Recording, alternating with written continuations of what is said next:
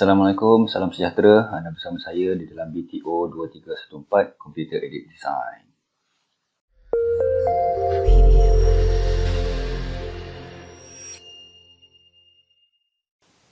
Jadi untuk hari ini kita akan bincangkan dua topik penting di dalam AutoCAD, iaitu Understanding the Cartesian and Polar Coordinates dan juga Familiarizing with the Basic Commands.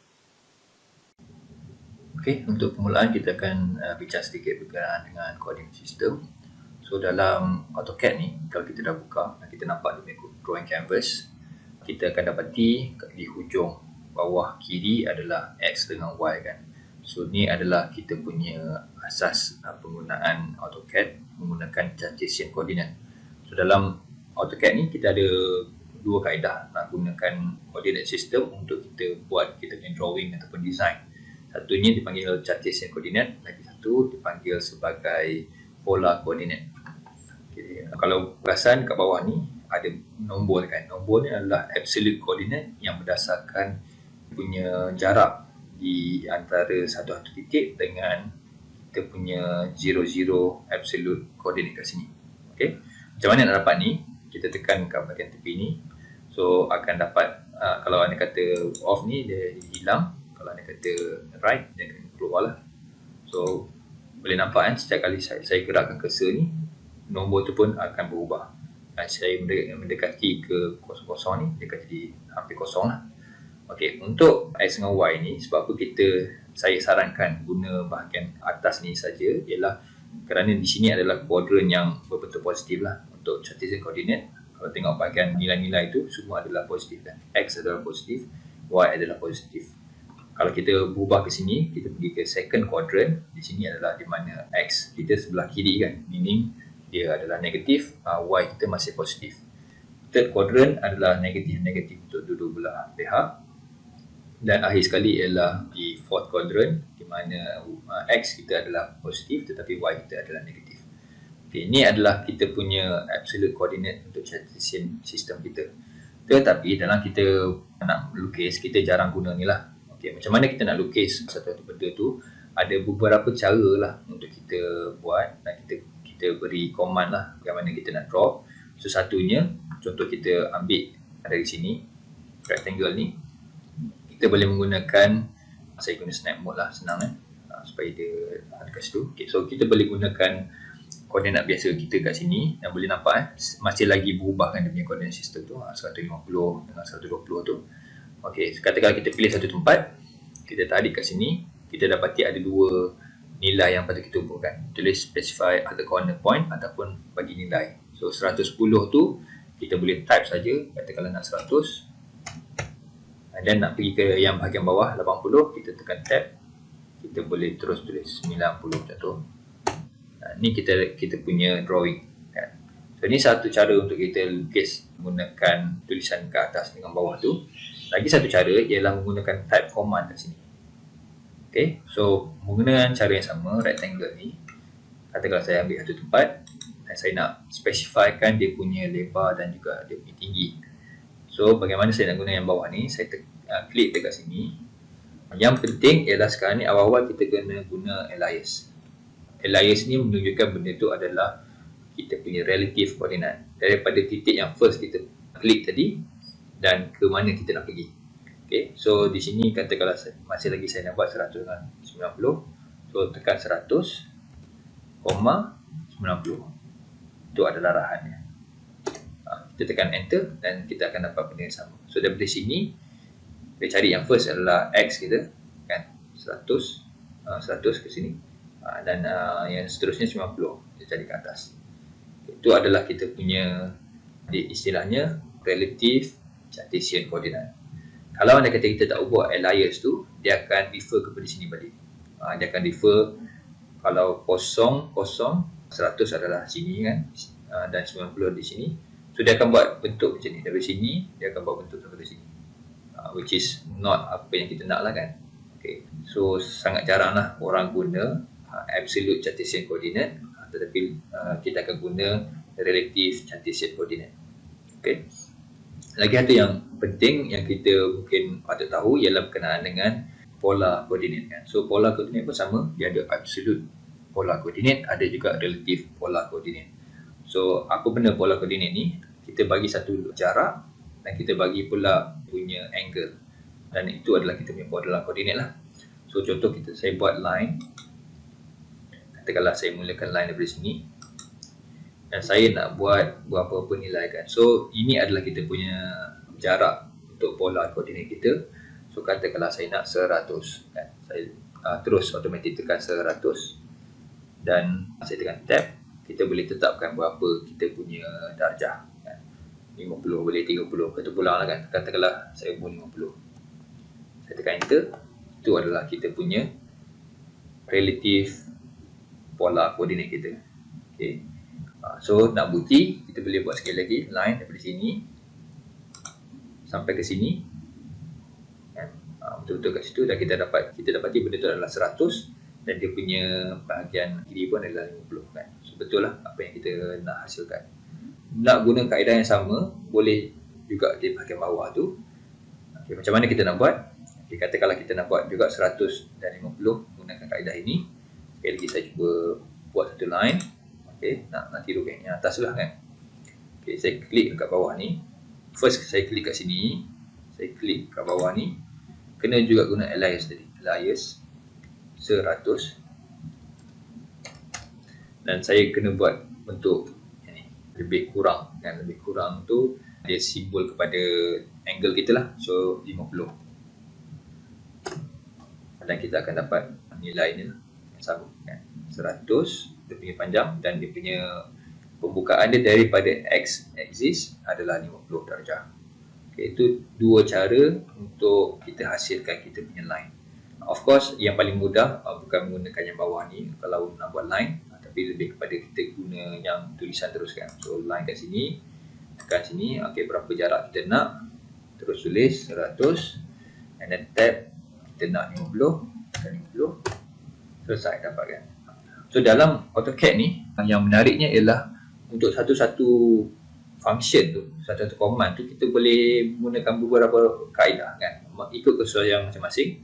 So bukan saja sekadar command kat bawah ni, dekat sini juga malah ada lagi satu cara, iaitu menggunakan hotkey. Okay, sebelum saya ke hotkey yang penting di dalam AutoCAD, mungkin kita cuba tengok dulu beberapa hotkey yang biasa kita guna. Okay, contoh so saya zoom out sikit.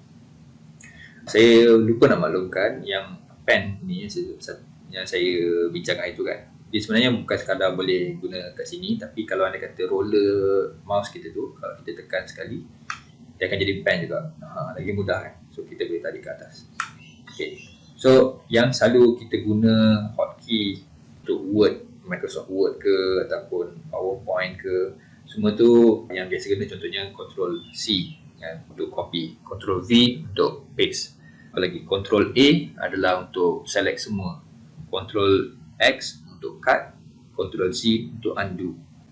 So benda ni yang menariknya kita boleh guna juga dari dalam AutoCAD. So contoh kalau saya tekan Ctrl A, saya akan dapat select keseluruhan drawing saya kan. Tak perlulah buat lasso ke dan sebagainya. Kalau betul-betul nak semua, kita boleh buat macam tu.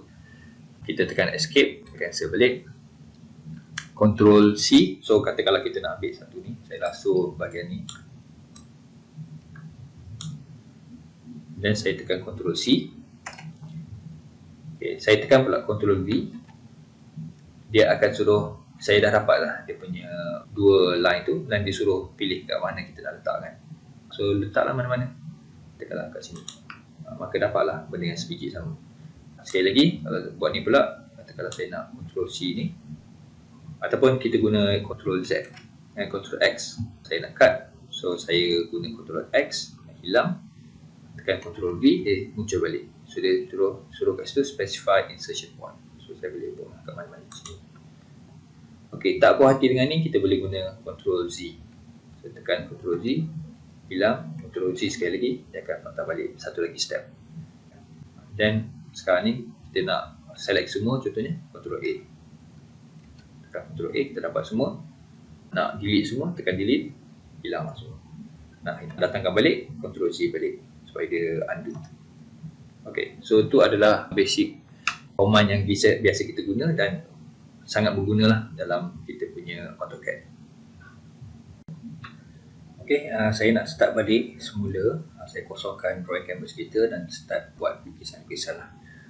Seperti mana yang saya pernah beritahu sebelum ni, yang atas ni adalah kita punya drawing punya options. So line ada, kita akan tengok juga polyline, circle dan sebagainya. Ini pun sebagai contoh, kita buat line.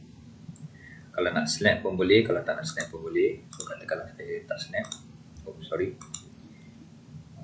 So ini adalah kita punya line. Saya tekan escape. And then polyline pula, kita buat line. Kalau nak straight betul-betul, kita gunakan inilah, buat straight betul-betul. Dan dalam masa yang sama, kalau anda kata kita tekan arc dekat bahagian ni, dia akan jadi arc. Dia akan jadi separuh bulat. Daripada line dia boleh tukar directly ke bulat. Dia kata kalau saya nak buat sampai sini, dan daripada situ saya boleh buat sama ada bulat juga, ataupun kalau saya nak tukar line, saya tekan kat bawah ni line. Kata hasil lah line kat situ. Dan saya nak gabungkan sekali macam tu. Okey, itu adalah polyline. Ini kita boleh gabungkan antara line dengan bulatan dengan mudah lah dalam satu option sahaja. Circle pula, kita ambil mana-mana bahagian dan kita boleh buat bulatan, kan? So ini adalah bahagian tengah dan kita ambil dia sebagai dia punya radius. So apa-apa yang kita tulis di bahagian nombor tu adalah radius kita. Katakanlah 50, bermakna daripada tengah ni sampai ke tepi ni adalah 50, diameter dia adalah 100. Tetapi kita ada banyak option lagi untuk circle ni. So kalau tekan kat sini, kita boleh buat dia sebagai center dengan diameter, ataupun kita ambil sebagai 2 point, kita boleh ambil 3 point, tangent, radius dan sebagainya ni. So contohnya, kita ambil center, kita ambil mana-mana, apa nilai tu adalah sebenarnya diameter kita, bukannya radius. So kata-kata 100 tadi, boleh nampak sama besar kan, sebabnya ini adalah 100 diameter, tapi ini adalah 50 radius. By default dia akan jadi yang radius ni, tapi kalau anda kata kita nak pilih yang lain ni, lebih selesa macam ni pun boleh juga. Okay, 2 point ni pula kita pilih beberapa point. Sorry sekejap, skip balik. 2 point ni kita pilih satu point, katakanlah nak betul-betul di bahagian line ni, kita tekan. So itu adalah bentuk di mana kita tekan dia touching lah, kan? Touching kat situ, tarik ke bawah. Kalau nak touching kat sini pula, tak kira lah berapa nilai yang ada punya diameter dan sebagainya, kita boleh dapat, kan? So itu adalah fungsi untuk yang 2 point. 3 point pula, kalau anda kata kita nak katakanlah sampai ke hujung ni. Okay, 3 point, kita pilih 1, 2 dan 3. Ini contoh. Okay, so kita boleh buat macam tu, atau menggunakan tangent. Tangent ni maksudnya dekat betul-betul line. Jadi yang ni kita boleh nampak lah dia tak betul-betul sentuh pada line, kan? Tapi kalau anda kata menggunakan tangent ni, dia betul-betul fix di dalam line itu sahaja. Okay, contoh, kita ambil tangent ni, tekan tangent ni, 2, 3. Betul. So boleh nampak dia cari tangent kat sini, dia cari tangent kat sini, cari tangent kat sini, dia dapat perfect circle di dalam lukisan kita ni. Okay, itu adalah line. Dan arc pula, kalau anda kata kita nak buat arc lah, kan? So kita pilih kata yang by default adalah 3 point. So kita pilih satu tempat, pilih lagi satu tempat, dan kita akan dapat ni arc. So ini boleh explore lah, kan, macam mana kita nak buat arc yang ikut apa yang kita nak. Boleh juga pilih lain, contohnya ada start, center and end. So kalau kita tekan start, kita pilih pula center dekat mana, and then kita tekan end kat mana, kan? So katakanlah saya nak start dekat sini. Jadi kalau anda kata kita gunakan arc ni, tekan situ, kita akan dapat yang first punya titik, and then kita cari kita punya radius berapa lah, kan? Berapa kita punya center radius tu, dan kita pilih end kita kat mana. So untuk yang ni dia guna counterclockwise. Pilih lah mana. Saya setkan 90 darjah, so kalau kita buang 90 darjah ni, kita boleh adjust lagi lah, makin kecil, kan? Okay, so katakanlah macam ni. Maka dapatlah kita punya arc. boleh explore lagi, ada banyak jenis. Semuanya art, tapi dia cara kita nak hasilkan art tu dia bagi macam cara lain. Okay, next saya ke ni sikit, atas sikit. Okay, so next ialah berkenaan dengan rectangle. So, rectangle macam saya explain tadi, dia adalah daripada atas ke bawah boleh buat kan. So sini ke bawah, so boleh set terus berapa nilai. Kalau 200 dengan 100 dapat nilai itu. Ada juga kaedah lain kalau dia tengok menggunakan polygon. So polygon ni, bila kita tekan polygon, dia tanya dulu number of side kan. So kalau rectangle tu kita guna sama lah, 4 juga kan. So kita tekan enter dan dia suruh tulis specify center of polygon kan. So tekan center mana-mana, inscribe in circle ataupun circumscribe into circle. So circle tu dijadikan sebagai asas untuk sama ada kita punya square tu akan jadi di dalam circle tu ataupun luar circle. Kita tengok contoh kan. So katakanlah inscribe in circle, saya tekan. Okay, saya boleh adjust ikut suka hati. Yang warna kuning punya line tu menunjukkan radius kepada circle. Okay, tetapi kalau inscribe bermakna dia punya square tu dalam circle tu. Okay, contoh saya buat macam ni, 50 katakanlah 50 punya radius. Okay, kita dapat square ni. Saya ambil circle ni, saya buat daripada tengah ni tarik ke sini 50. Boleh nampak dia di dalam circle tersebut. Okay, apa akan jadi kalau ada kita pilih yang lagi satu tadi, polygon. Saya nak 4.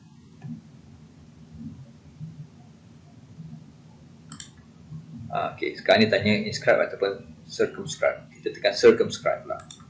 Apa akan jadi? Dia akan ambil, okay, contohnya macam ni, katakanlah ambil 100. Okay, 100 rectangle ni, kalau kita guna circle tadi, ambil ni, tengah ni juga, saya ambil 100 dia punya radius. Boleh nampak dia punya square tu sekarang ni berada di luar kepada circle tu berbanding yang tadi. Ini adalah inscribe, ini adalah circumscribe. Boleh faham Okay, so dari sini pula kita boleh gunalah polygon lain. Contohnya kita nak buat 5 sudut kan, pentagon, tekan 5. Kalau nak apa lagi, heptagon, 6, tekan 6. Kalau nak hexagon, 7, 8, tekan 8. Sama juga. So kita pilih satu titik, kita punya center, dan kita tanya nak inscribe ke nak circumscribe. Jadi kalau inscribe, kita boleh pilih lah berapa nilai dia, katakanlah 50. Maka dapatlah kita punya polygon, dan itulah yang akan kita gunakan nanti kan. Kalau anda kata nak guna polygon yang nilai lagi sikit, kita boleh ni lah, buat nilai tu kan. Itu adalah fungsi rectangle dan juga polygon. Polygon ni lebih banyak lah daripada 4 sudut. Okay, next ialah berkenaan dengan ellipse. Ellipse ni dia ada beberapa contoh juga. So katakanlah saya guna center ni, apa yang akan jadi, saya ambil tempat lain lah. Saya tekan center, saya tekan dia tanya specify endpoint of axis kan. So katakanlah 150. Dan daripada situ kita boleh set nak besar mana kan. Dia bagi contoh kan, nak besar mana. So katakanlah tadi dan ni adalah 100. So 150. So ini kita nak set berapa? Katakanlah 80. Okay, kita dapat ellipse itu kan.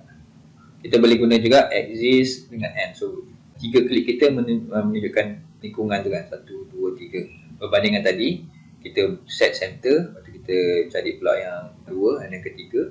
Ini adalah cara yang lain. Boleh explore, boleh buat cara sendiri.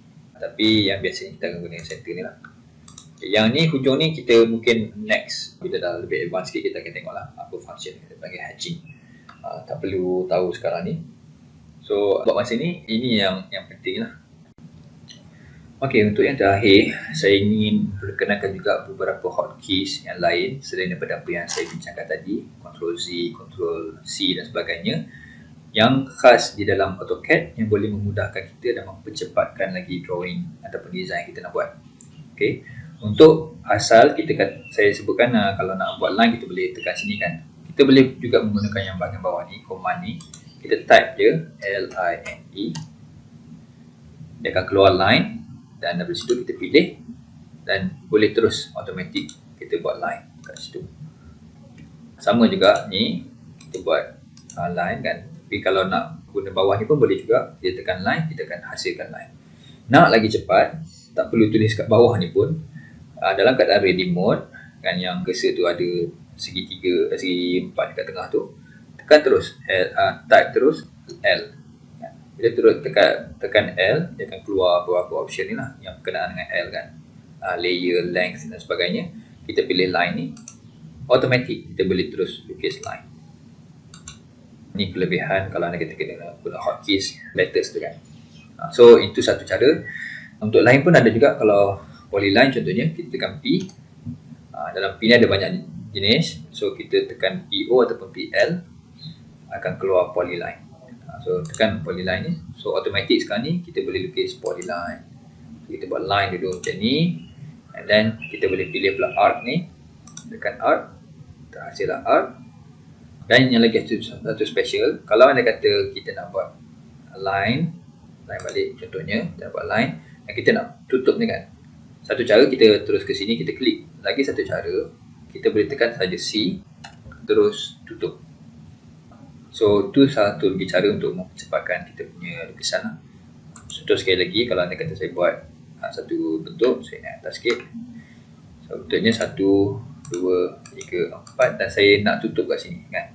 So daripada terus ke sini, boleh daripada sini terus saya tekan C, saya tekan enter, saya tutup. Itu satu cara.